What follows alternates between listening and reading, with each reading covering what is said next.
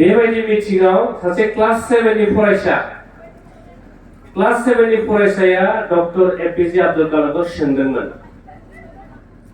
जे भारतबर्षनि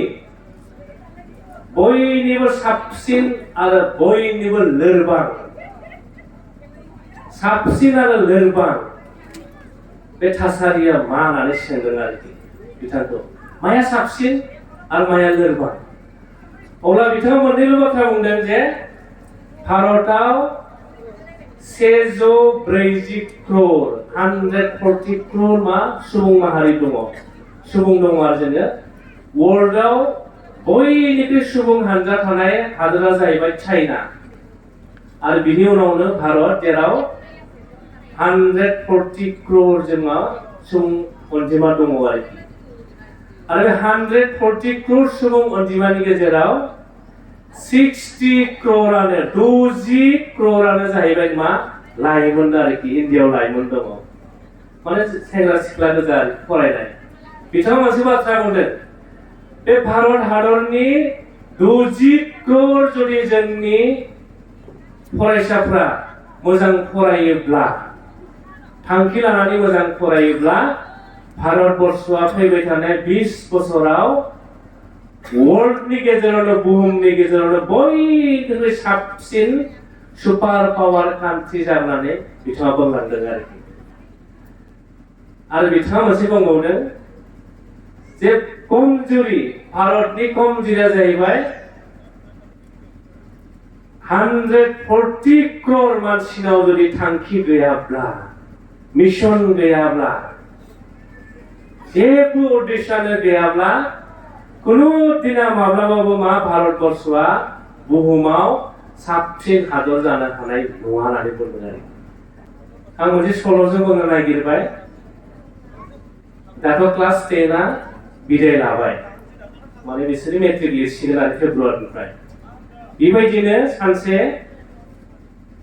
स्कुला बन्दनि उनाव स्टार्ट जाबाय आरो स्कुला 9 दङ 8 दङ 7 दङ 6 दङ 5 दङ 4 दङ 3 दङ 2 दङ 1 दङ आरो माने खिलिजेननाय फरायसा दङ आरोखि स्कुला जेब्ला खुलिबाय स्कुला खुलिनाय लोगो लोगो मा खालामबाय क्लास 9 नि फरायसाया क्लास 8 नि फरायसाखौ खावलायाव सोबा हरबाय आरो बियो नाफामा सोबाबाय जेब्ला खावलायाव बुजायो क्लास 8 नि फरायसाया अब्ला क्लास 9 नि फरायसाखौ सोंबाय हाब नोंलाय दाय गैया मा गैया आंखौ मानो खावलायाव बुखोनानै सोंबाय आरो क्लास 8 निया जाय बुजानाय अब्ला क्लास 8 नि 9 नि फरायसाया बुंबाय आं नोंनिख्रुइ देरसिन नोंनिख्रुइ आं क्लास मोनसे देरसिन आं नोंखौ गोसो जाब्ला बुनोबो हायो जायखिजाया खालामनो हायो बिदि फिन होबाय आरोखि लोगो लोगो क्लास 8 नियाव सानबाय हाब आंनि उनावथ' मा दङ क्लास 7 लोगो लोगो मा खालामबाय बिबो बै क्लास 8 निया क्लास 7 निखौ खावलायाव सोबा हरलायबाय आरो बियो दा क्लास 7 आव सानबाय हाब नोंबो जुदि सिनियरा जुनियरखौ बुदोंब्ला बै 7 नाबो 6 खौ बुलायबाय दाना मा थाय थुय एकदम क्लासआनो बुलायलायबाय थाबाय आरो ना बुलायलायबाय बिनि उनाव जेब्ला थाखो 2 निया थाखो 1 खौ बुहरबाय थाखो 1 नि उनाव मा दङ 0 दङ बे 0आ सानबाय बे थाखो 2 नियाथ' थाखो 1 खौ बुबाय बे थाखो 1आबोथ' आंखौ बुसिगोन बे 0आ लाथिख'आ गिबाय आरोखि गिनानै मा खालामबाय बे लाथिख'आ बे बेन्चआव जिरायनाया गिनानै बे मा बै दरखंनि खनायाव जिरायहैबाय आरोखि खिन्थु थाखो 1 नि फरायसाया नायबाय थादों बेखौ 0आ जे बुजानो गिनानै गावजों बुजानो गिनानै थाखोमा हैदोंना बियो नायबाय थादों आरोखि नायनानै जेब्ला थाखो 2आ थाखो 1 खौ बुहरबाय थाखो 1आ बुंबाय 0 लाथिख' नों गिनो नाङा आं नोंखौ बुवा बिदि बुंनानै मा खालामबाय थाखो 1आ बे 0 नि खाथियाव थांनानै जजाबना हैबाय आरोखि जजाबनाय लोगो लोगो मा जाखो 0आ मा जाखो 10 जाबाय ना जायाखै 10 जाबाय ना जाय 0आ लाथिख'मोन 1आ थांनानै बेजों जजाबनाय लोगो लोगो 10 जाबाय आरोखि उनाव 0आ सोंबाय 1 खौ हाब बयबो गिदिरा उन्दैखौ बुदों 9 8 8 7 6 5 5 4 दा नोंबो अवान हिसाबै आंखौ बुनांगौमोन नाथाय नोंथाङा आंखौ बुवालासिनो आंनि खाथियाव जदेरनानै दिनै जिर'खौ नोंथाङा जिर'निफ्राय नोंथाङा जि बानायबाय देरसिनसो बानायबाय मानो होननानै सोंबाय आरोखि जिर'आ वानखौ सोंबाय आरोखि अब्ला वानआ मोनसे बाथ्रा बुंदों जाय सुबुङा गावखौ सानफ्रोमबो गिदिर गिदिर होननानै सानो जाय सुबुङा गावखौनो गोरों होननानै दिन्थिना लायो बे मानसियानो माब्लाबाबो गोरों मानसि नङा आरो जाय सुबुङा गावखौ अराय उन्दै साननानै गुबुनखौ गेदेर खालामो बे मानसियासो गिदिर सुबुं होननानै बे वानआ जिर'खौ बुजायदों आरोखि नंगौना नङा रायजोफोरना जों ओंखायनो सानफ्रोमबो जोंनि साननाय हनाया मोजां जानांगोन गावखौ लानानै नङा जोंनि बिखिबिद सारा बुंनाय बायदि गावखौ लानानै नङा दा बैबायदि साननाया मोन्दांथिया फैनांगौब्ला जोंनो मा नांगोन जोङो लेखा फरायनो नांगोन आरोखि मानोना लेखायासो जोंनो गियान होयो आरो जाय गियानखौ जों लानो हायोब्ला नों खनसे जुदि गोसोआव गियान लानो हायोब्ला बे गियाना नोंनि गोसोनिफ्राय माब्लाबाबो गोमानानै थाङा आरोखि जेब्लासिम बुहुमाव जों थांना थागोन बै समसिम लेखाफोर सोलोंनानै जों गियान मोननाय बे गियाना थांनानै थागोन आरोखि सासे फरायसानि मुं लानो नागिरदों आङो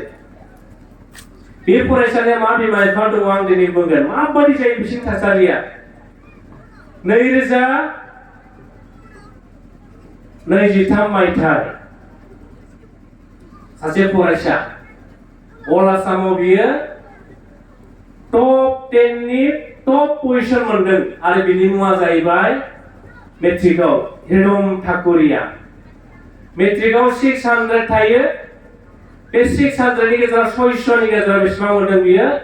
596 मोनदों बियो अनलि 4 नम्बरल' खम आरो बियो इंराजियाव मोनदों 100 आव 100 मेथ्सआव मोनदों 100 आव 100 एडभान्स मेथ्सआव मोनदों 100 आव 100 ससियेल साइन्सआव मोनदों 100 आव 100 एसामिस मिडियामनि फरायसामोन एसामिसआव मोनदों 98 आरो साइन्सआव मोनदों 98 बेयाव 2 मोननाय मोनब्ला बियो अल आसामाव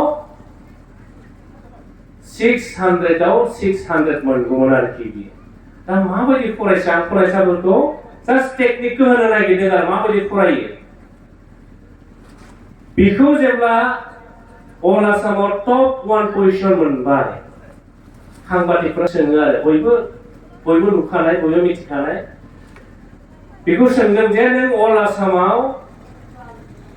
बयनिख्रुइ सेथि मासिखौ नों मोननो हाबाय माबायदि मोनखो नों बै घन्टा फरायनाय माब्रै फरायनाय बेखौ सोंबाय आरोखि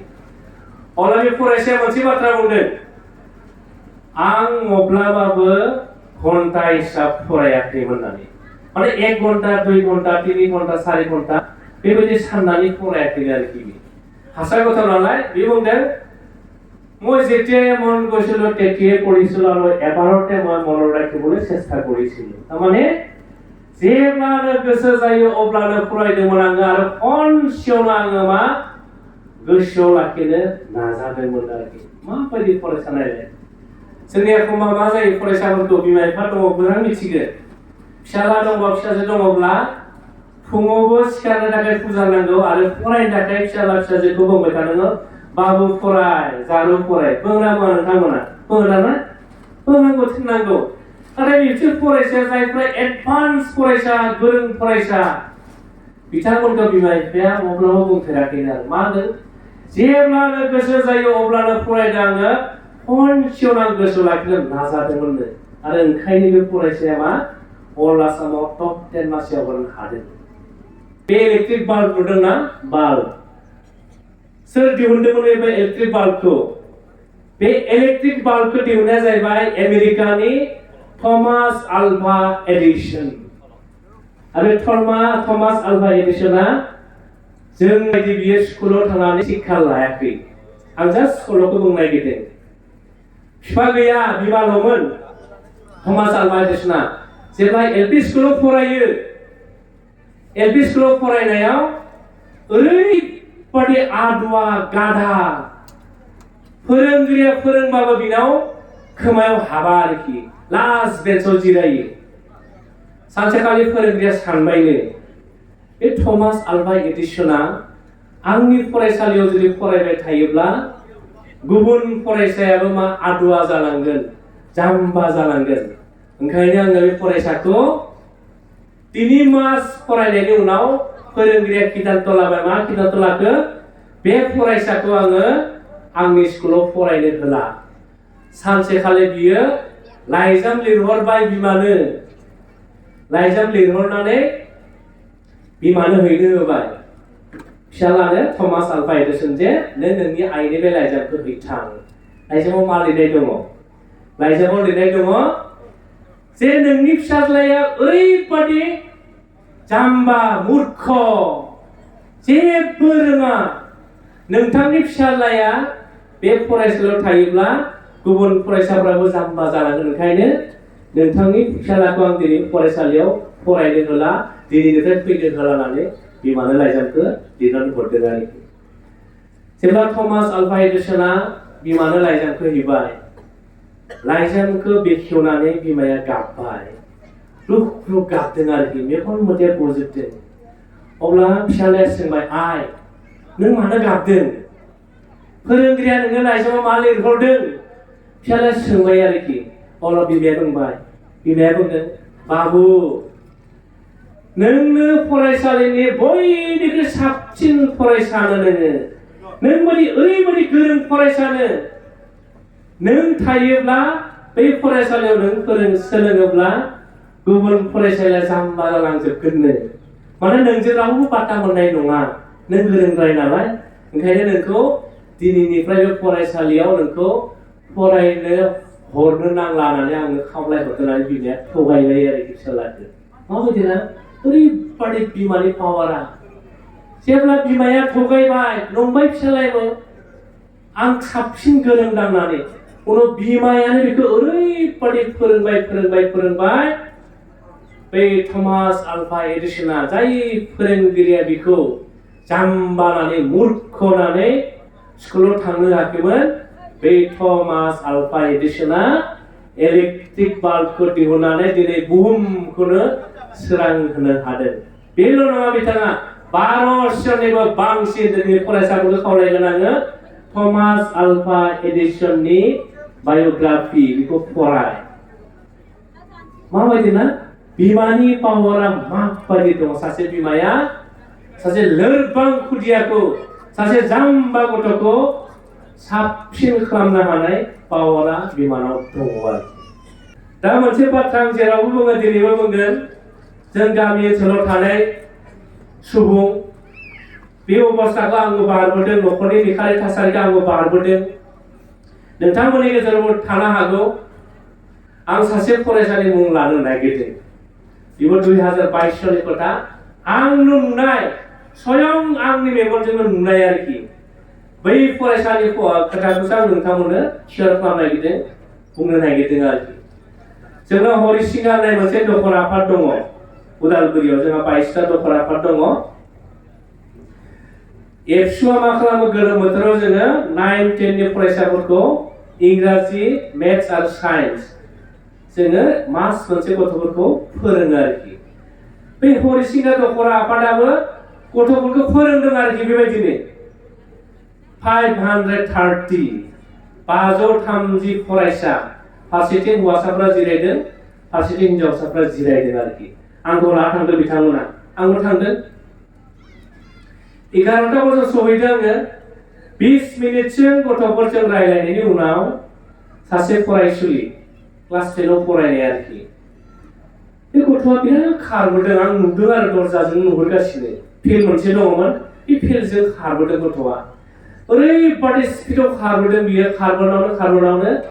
बे खानायखौ राबारजों खानानै लादोंमोन आरोना गथ'आ। बे खारबोनावनो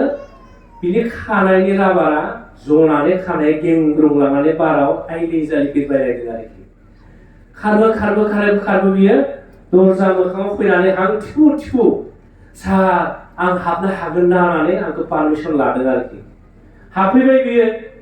बेबायदि आगोल बेन्सआव 4 फरायसा हिनजावसा फरायसा दंमोन आं जिरायहोबाय आरो बिनि उनाव आङो फरायसाफोरजों फिन रायलायनायनि उनाव 10 मिनिटसो जाबायगोन टाइमा 10 मिनिटसो रायलायनायनि उनाव बे फरायसाया बिराद रुखु गाबदों आरोखि बियो गाबदों गाबनानै बियो गावनि गाबनायखौ जे गुबुना दाखोनाथों बे आखाइजों खुगाब्रै मुथुदों आरो बियो मुथेजों नाथाय बियो ओरै हांमा सुराब गाबदों बिनि आखाइजों मुथेनायाबो बिनि गाबनायखौ होखोमानो हायाखै लाखिनो हायाखै आंबो खोनाबाय गासिबो फरायसाफ्रा खोनाजोब्बाय आरोखि आं जेब्ला नायहरबाय एकदम मेगन थाइनैया मोदै बोहैग्लायजोब्बाय सिखा होनबाय आङो सिखा नों मानो गाबदों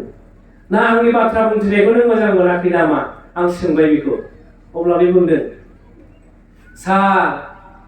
आं नोंथांनि बुंनायखौ गाज्रि मोनाखै सार आंखौ दखरा आफादा 11टा बाजियाव लिंहरदोंमोन सार 30 मिनिट आधा घन्टा लेट जाबाय सार आंखौ निमाहा हो आं दाय मावदों ओंखायनो आं दुखु मोननानै गाबदों ओंखारदों होननानै गाबदों आरोखि नाथाय आं नायबाय बे फरायसानि मोखाङा एसे आलादा मोनसे माबा मोनसे जारिमिन सल' दङ आरोखि जेब्ला आं सोंबाय बेखौ नों जे आधा घन्टा लेट जाबाय मानो लेट जाया नोङो देलाय मानो लेट जाखो आं सोंबाय आरोना जाय सोंबाय बै फरायसाया बुंनाय बाथ्राखौसो दिनै नोंथांमोना आं बुंनो नागिरदों आंनि बाथ्रा नङा दे आंनो खोनानायालाय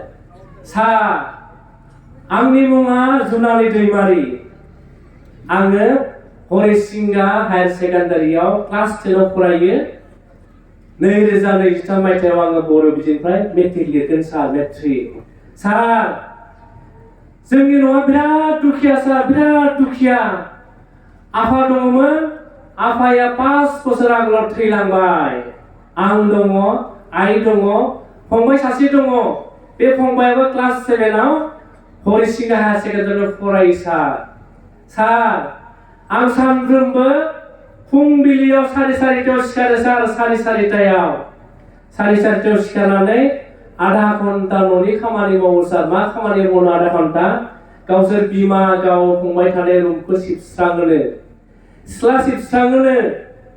लामा सिबस्राङोनो बिनि उनाव गावसोर साथाम जानाय थोरसि लथाखौ सिबोनो आरोखि सार आधा घन्टा न'नि खामानि मावनायनि उनाव सार आं गामिनि दुब्लियाव माइ गायनो थाङो सार होननानै बुंदों आरोखि गाबदों बियो ओमफ्राय आंखौ सोंबावदों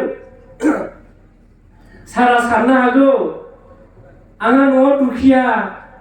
माइ दुब्लि गैया बिगासेबो हा गैया माइ दुब्लि आं सोरनाव माइ गायनो थाङो फालाय सार आंखौ सोंनो हागौ होननानै आंखौ कुइसन खालामबावदों सार जों दुखिया ना सार ओंखायनो मा खालामो सार आङो गामिनि माहाजोननाव हाजिरा माइ गायनो थाङो सार आं हाजिरा माइ गायनो सानसेयाव आङो 170 टाका मोनो सार जों दुखिया नालाय ओंखायनो 3 मास 4 मास माइ गायो सार आङो दुखियाखायनो माइ गायो 3 मास 4 मास माइ गायनायनि उनाव सार सानसेयाव 170 टाकायै जेसेबां फैसा मोनोना सार बे फैसा मोननायखौ आं मा खालामो आंनि बहि बायो खोलोम बायो लेखा बायो फंबायनियाव बहि बायो लेखा बायो खोलोम बायो आरो सार जेसेबां फैसा बायना सार जों दुखिया नालाय खबरसे ओंखामनि थाखाय जों माइरं बायनानै जायो सार आं बे गाबदों आरोखि गाबनायनि उनाव आंबो गाबबाय गासै फरायसाफोरा गाबजोब्बाय आरोखि ना बे गाबनायनि उनाव आंखौ बुंहरबाय सार नोंथाङा गाबनो नाङा नोंथाङा दुखु जानाङा सार आं दुखिया जानो हागौ जानो गैयिनि गथ' जानो हागौ नाथाय सार आंनावबो मोनसे गोरबो दङ गोसो दङ आंनावबो मोनसे हाबिलास दङ मा हाबिलास दङ बिनाव सार 2023 मायथाइयाव आङो मेट्रिक लिरगोन सार बे फरायसालिनिफ्राय सार आङो फार्स्ट डिभिजन मोननो नाजागासिनो दङ आरो फार्स्ट डिभिजन मोननायनि उनाव सार आं उदालगुरि कलेजाव हायार सेकेन्डारि एडमिशन लागोन उदालगुरि कलेजाव डिग्रीयाव आङो इंराजियाव मेजर लाना फरायगोन बिनि उनाव आङो डिग्रीखौ पास खालामनायनि उनाव गुवाहाटी इउनिभार्सिटियाव इंराजियाव मेजर लाना एमए पास खालामनायनि उनाव आङो सार कलेजाव इंराजिनि लेक्चारार जानो लुबैयो सार नोंथाङा आंनो बोर होनानै गाबै फैनानै जुनालि दैमारि आंनि आथिङाव बुग्रुब खुलुमनानै आंनो मा बोर बिदों आरोखि बियो 2002 मोनफैबाय मेट्रिक लिरबाय लोगो लोगो दखरा आफादनि आफादगिरिखौ आं बुंहरदों दिनै रिजाल्ट होबाय आंनो सासे मानसिनि रिजाल्ट नांगौ लोगो लोगो दखरा आफादनि आफादगिरिया बुंबाय सारनो सोरनि रिजाल्ट नांगौ जों मिथिखाबाय 10 मिनिट नेथ' सार 10 मिनिट 5 मिनिटनि उनाव दखरा आफादनि आफादगिरिया आंनाव फन हरदों फन हरना खिथादों सार नोंथाङा खोनाबा मोजां मोनगोन जुनालि दैमारिया इंराजि बर' एमआइ आरो मेथ्सआव लेटार लानानै मेट्रिकखौ 78 पास खालामदों स्टार मार्क्स लानानै पास खालामनो हादों सोर बे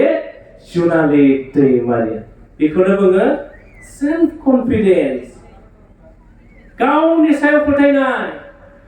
न' जानो गैया हाजिरा मावो मास मोनथाम मास मोनब्रै हाजिरा मावनानै गाव फरायबावो फंबायखौ फरायबावो आरो गावसोरो खबरसे ओंखामखौ जाबावो सोर बेयो जुनालि दैमारि आरो बे जुनालि दैमारि माबायदि फरायसा न'खरनि निखावरि हालोदाबो बेखौ गावनि थांखियाव सहैनायाव बादा होनो हायाखै खाथियाव प्रिन्सिपाला दङमोन प्रिन्सिपाला आं लेक्सार जोबनायनि उनाव आंखौ बुंदों दिनेश ब्रह्म नोंथां जुनालि दैमारि न'आ आंनि न' खाथियावनो बिराद दुखिया एखमब्लानो सप्तायाव सानथाम ओंखाम लगन थायो सानथाम ओंखाम लगन जुनालि दैमारिया थेवबो जुनालि दैमारियानो सानसेबो स्कुल एबसेन्ट जायामोननो खबरसे मोनजायाबो ओंखाम लगन थाब्लाबो फरायसालिबो एबसेन्ट जायामोन माबायदि फरायसाना रिजाल्ट मोननायनि उनाव आङो सानै फोरोंगिरि जोंनि हालामनि सानै फोरोंगिरि बुंबाय सार सासे जानो गैयै न'खरनि फरायसा बिराद मोजां हायोब्ला सारमोना एसे हेल्प हो फरायनायाव बिहा मोजां जागोन सानै फोरोंगिरि आंनो 10,000 20,000 गथायनानै होबाय दाना दिनेश नों हैथां होननानै फन नाम्बार बिहरबाय जुनालि दैमारिनि न'खराव फन बाहाया मबाइलबो गैया दखरा आफादनि आफादगिरिनो 20,000खौ मबाइलावनो हरबाय हायोब्ला जुनालि दैमारिनो बे 20,000खौ सानै फोरोंगिरिया हरदों आरो नों हैथां 20,000 फैसाखौ लानानै थांबाय जुनालि दैमारिनि न'खराव जुनालि दैमारिखौ बुंहैबाय जे दिनेश सारा सानै फोरोंगिरिनिफ्राय 20,000 फैसा हरदों नोंनि एडमिसननि थाखा मा बुंदों मिथिगौ रायजोफोर सानफेरनो हाया एखमब्ला बिखाफ्रा दुब दुब मावखांलाङो आरोखि जों नुनाय नालाय जेब्ला दखरा आफादनि आफादगिरिया 20,000 फैसाखौ जुनालि दैमारिनो आजावनो थाखाय खावलायो अब्ला जुनालि दैमारिया मा बुंदों मिथिगौ सार गाज्रि मोननो नाङा आं 20,000 थाखाखौ आङो लानो हानाय नङा जेब्लासिम आंनि आथिं थोंनैया गोख्रों दङ जेब्लासिम आंनि आखाइ फारनैया गोख्रों दङ आरो जेब्लासिम आंनि मेगन थाइनाया गोख्रों थागोन अब्लासिम आं गाव खस्थ' खालामनानै आङो फरायगोन बै समसिम आं नोंथांमोननि जेबो मदद नाङा आरो जेब्लासिम आंनि आथिं आखाइ मेगना लोरबां जागोन अब्ला आं सारमोनाव आं मदद बिगोन होननानै जुनालि दैमारिया 20,000 थाखाखौ आजावाखै आरो माबायदि फरायसा बिहा फोथायनाय दङ येस आं माबा मोनसे मावनो हागोन आं माबा मोनसे खामानि मावनो हागोन बिनाव मोनसे सेल्फ कनफिडेन्स दङ गावनि सायाव गाव फोथायनाय दङ आरोखि दा ओंखायनो जाय फरायसाया बे गावनि सायाव गाव फोथायनायखौ लानानै दावगालांनो हायोना बे फरायसाया गावनि जिउनि थांखियाव सहैनायनिफ्राय रावबो मोनसे शक्तिया बेखौ बादा होनो हानाय नङा आरोखि मोनसे सल'नि गेजेरजों फोजोबनोसै आरोखि बे सल'आ ओरैबायदि सासे बोराय मानसि बेहा 6 बोसोरनि फिसाला दङ आरोखि बे बोराय मानसिया मा खालामो सानफ्रोमबो उन्दुना सिखारनानै बे हाजोआव बेरायनो थांबाय थायो आरोखि 1 घन्टा 1.5 घन्टा बेरायो बियो सानसेखालि फिसालाया बुंबाय आफा आंबो नोंजों दिनै थांफागोन हाजोआव बेरायनो नोंथाङा आंखौ लांनांगोन बिफाया बुंबाय बाबु नों थांनाङा मानोना हाजोआ फारसेथिं गोजौ फारसेथिं गाहाय दैसा दङ नों बोरैबा हाजोआव गाद्लेना गोग्लैयोब्ला बै दैसायाव थांनानै नों थैगोन नाथाय बिफानि खोथाखौ फिसालाया मानियासै फिसालाया बुंबाय आफा नों आंखौ दिनै हाजो बेरायनो लाङाब्ला आं दिनै फरायसालियाव थाङा फिसालाया बिदि बुंबाय नालाय बिफाया गिनानै फिसालाखौ हाजोआव बेरायनो लांबाय आरोखि थांफानो मोननानै फिसालाया ओरैबायदि गोजोननाय मोनबाय बियो नाथाय बिफाया सानफ्रोमबो हाजोआव थाङो बियो मिथिगौ बे हाजोनि लामाया माबायदि बबेयाव अन्थाइ दङ बबेयाव दिंग्रा दिंसि दङ बिफाया मिथिगौ नाथाय फिसालाया थांनो मोननाय लोगो ओरैबायदि खुसिजोंनो बियो खारलाबायनायनि उनाव लामायाव मोनसे अन्थाइ दङमोन बे अन्थाइयाव थांनानै फिसालाया सौग्रावहैबाय आरोखि सौग्रावहैनानै हान्थुआ दुखु मोनबाय बिगुरा जिनानै थै ओंखारबाय आरोखि जों बयबो मिथिगौ जेब्ला जों दुखु मोनो सौग्रावना दुखु मोनो आइदै होननानै जोंनि खुगानिफ्राय मोनसे आवाज ओंखारो बै फिसालायाबो जेब्ला अन्थाइयाव सौग्रावनानै आइदै होनबाय नालाय बै फिसालानि आइदै होनाया बे हाजोआव सौग्रावनानै मोनसे वेब जाबाय रिंसार जाबाय आरोखि आइदै होनबाय आरोखि बे फिसालाया सानबाय आङो सौग्रावनानै हान्थुआ बिगुरा जिनानै थै ओंखारदों आं आइदै होनदों नोंसोरो थाखोमानानै आंखौ सोलोंफादोंसोना बे फिसालानि खोथाया जे हाजोआव ओंखारनानै आइदै होनदों नालाय फिसाला सानबाय बेखौ सोरबा थाखोमानानै जंखाय हरदों होननानै फिसालाया रागा जोंबाय आरोखि बिराद रागा जोंनानै बे बुंबाय नोंसोर गासिबो गाज्रि मानसि होननानै होस्रिखावबाय आरो फिसालाया बै मानसिफोरखौ थांखिनानै बे फिसालायालाय बुंबाय नालाय नोंसोर गासिबो गाज्रि मानसि बे फिसाला बुंनायानो नोंसोर गासिबो गाज्रि मानसि होननानै रिंखांनानै आरो फिसालानि खोमायाव नांफैलायबाय आरोखि फिसालाया रागाजों थानो हाला हाब नोंसोरो आं जा बाथ्राखौ बुङो नोंसोरो बेखौनो सोलोंखादोंना रागा बारा जाबाय बियो रागा बारा जोंनानै नोंसोरखौ मोननायमोनब्ला साफा हमना बुगौमोन होननानै फिसालाया बुंफिनलायबाय आरोखि बै फिसाला बुंफिननाय बाथ्राया आरोबाव नोंसोरखौ मोननायमोनब्ला आङो साफा हमनानै बुगौमोन होननाया फैफिनलायबायना बांसिन रागा जोंबाय दाना बिफाया नायहरगासिनो उनथिंनिफ्राय फिसालाया मा जादों बिफाया मिथिखानानै बिफाया फैफिननानै फिसालानि खाथियाव फैनानै बुंबाय आरोखि नोंसोर साफ्रोमखौबो आङो अननो ओंखारो होननानै बिफाया बुंबाय आरोखि बिफाया बुंनाय लोगो नोंसोर साफ्रोमखौबो आङो अननो ओंखारो होननानै बुंनाया आरो रिंखांफैलायबाय फिसालाया सानबाय आफाखौबो बिसोरो मोजां बुंबाय आंखौबो बिसोर गाज्रि मोनबाय सानदों आरो फिसालाया बे फिसालानि मोखांखौ नायनानै बिफाया सानफैबाय माबा मोनसे फिसालाया सानदों उनाव बिफाया आखाइखौ ओरै गोलाव खालामनानै बुंबाय नोंसोर बयखौबो आङो अननो ओंखारो होननानै बिफाया बुंबाय आरोखि बिनि उनाव बे बिफाया बुंनाय बाथ्राया नोंसोर बयखौबो आं अननो ओंखारो होननाया रिंखांफिनलायबाय अब्ला बिफाखौ फिसालाया सोंबाय आफा बिसोरो नोंखौबा मोजां बुंबाय आंखौबा बिसोरो गाज्रि बुंबाय सोर बिसोरलायनानै फिसालाया बिफानाव सोंबाय आरोखि अब्ला बिफाया सोंबाय फिसाला बेवहाय रावबो गैया नों आरो आंल' दङ आरो जाय बाथ्राखौ नों बुङो बे बाथ्राया नोंनिसो आरो जाय बाथ्राखौ आं बुंदों बे बाथ्राया आंनिसो नों जुदि बुहुमाव मोजां खामानि मावोब्ला नों जुदि मोजां मानसि जायोब्ला नोंखौ बयबो अनसायगोन नोंखौ बयबो बोजबना लागोन ना लागोन आरो जुदि बे निसिमा ओनसोलाव नों जुदि गाज्रि खामानि मावोब्ला सुबुं माहारिनि जुदि नंखाय बाथ्रा बुङोब्ला बे निसिमा ओनसोलनि मानसिफोरा नोंखौ मोजां मोनगोन नामा माब्लाबा मोजां मोननाय नङा ओंखायनो बिफाया बुजायदों बेखौ ओंखायनो दिनै नोंथांमोनखौ आंबो बुंगोन जायखौ फरायसा बुहुमाव मानसिया खनसेनि थाखाय जोनोम मोनो जों जेराव जोनोम बेयाव थैनायबो दं जों बयबो सानसे समाव थैलांगोन नाथाय ओरैबायदि खामानि माव जाय खामानिया नों थैनायनि उनावबो जुगे बे निसिमा ओनसोलनि मानसिफोरजों अराय रायखांजायो जेरै जोङो बड'फा उपेन्द्र ब्रह्मआ 1990 मेआव थैलांबाय बड'फा उपेन्द्र ब्रह्मखौ दिनैसिमबो जोङो बिथांनि सावगारिखौ लानानै जोङो बिथांनि मोजां खामानि मावनायनि थाखाय जोङो बिथांनि सावगारियाव आलारि बाथि सावो दा ओंखायनो निसिमा ओनसोलावबो जोंनि लाइमोनफ्रा ओरैबायदि मोजां खामानि माव जाय खामानिनि थाखाय बे ओनसोलनि मानसिफ्रा नों थैनायनि उनावबो नोंखौ आलारि बाथि सावनानै नोंखौ अराय फुजिनो हायो। आरो बे बाथ्राखौनो बिफाया जेब्ला फिसालानो बुजायनानै होयो, फिसालायाबो खोथाखौ मिथिनानै लास्टआव मा खालामबाय फिसालाया आखाइखौ ओरै गोलाव खालामनानै नोंसोर बयखौबो आङो अननो ओंखारनानै फिसालाया बेनि हालैयै गोसो खालामनानै बुंबाय आरोखि गोजोनजों खुलुमबाय।